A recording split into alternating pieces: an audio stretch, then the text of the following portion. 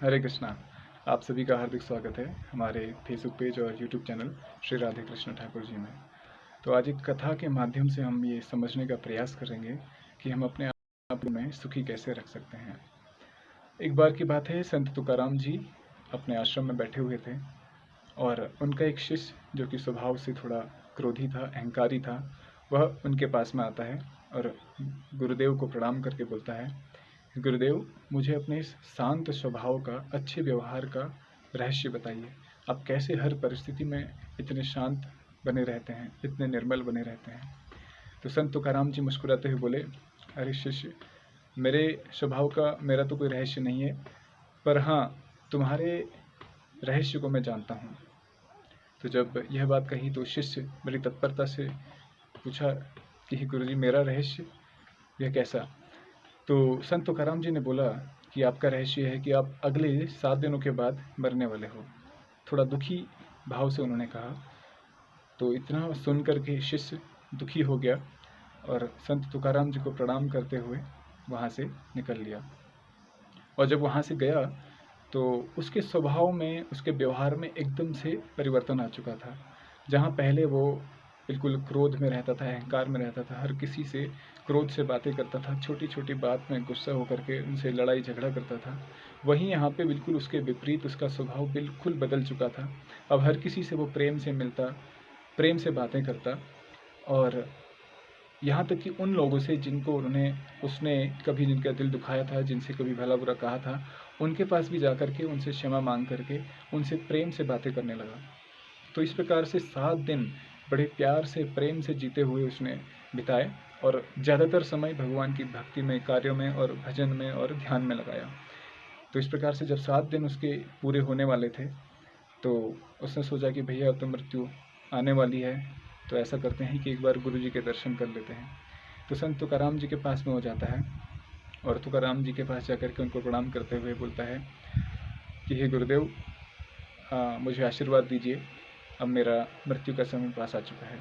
तो संत तुकाराम जी मुस्कुराते हुए बोलते हैं, अच्छा, मेरा आशीर्वाद तो हमेशा तुम्हारे साथ है शिष्य, पर ये बताओ कि पिछले 7 दिन तुम्हारे कैसे बीते? तो जब यह प्रश्न पूछते हैं तो वो बड़ी तत्परता से जवाब देता है कि हे गुरुदेव, पिछले 7 दिन मैं बिल्कुल प्रेम से रहा, बहुत अच्छे से मेरे 7 दिन बीते। मैं हर किसी से मिला, प्रेम से मिला और किसी का बुरा नहीं किया, किसी का बुरा नहीं सोचा और भक्तिमय कार्य में ही ज़्यादातर समय मेरा बीता। बोले कि मेरे ज़िंदगी के सबसे सुखी 7 दिन रहे।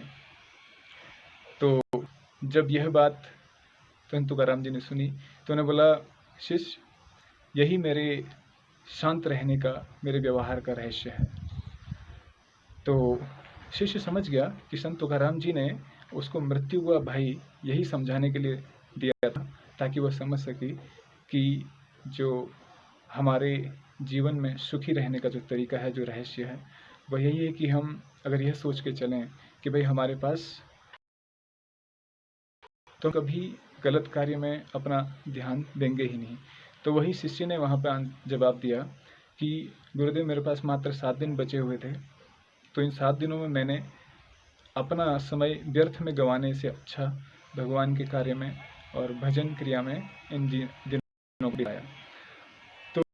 तो हम देखते हैं तो हमारी ज़िंदगी में भी मात्र 7 ही दिन हैं, रविवार, सोमवार, मंगलवार, बुधवार, बृहस्पतिवार, शुक्रवार और शनिवार।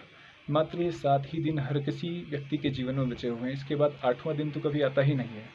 तो इसलिए अगर हम भी यही सोच करके चलेंगे कि भाई हमें मात्र 7 दिन हमारी ज़िंदगी के बचे हुए हैं, तो कभी हम इस तरह से इन व्यर्थ की चीज़ें लिप्त हो ही नहीं सकते हैं। तो असल में अगर हम सुखी रहना तो हमें भी यही भाव लेके चलना चाहिए कि मृत्यु कभी भी आ सकती है।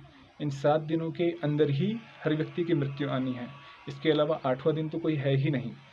तो हमें, अगर मृत्यु को हम निकट समझ करके चलेंगे तो कभी व्यर्थ की चीज़ों में हम लग ही नहीं सकते। तो इस प्रकार से संत तुकाराम जी ने उसको यह पाठ पढ़ाया। तो हमें भी अपना जीवन इन व्यर्थ की चीज़ों से दूर रहते हुए भगवान के भजन में, भगवान के भजन कीर्तन में लगाना चाहिए। तो आप सब भी भगवान के कीर्तन में लगिए। हरे कृष्णा कृष्ण कृष्ण हरे हरे, हरे राम राम राम, हरे हरे।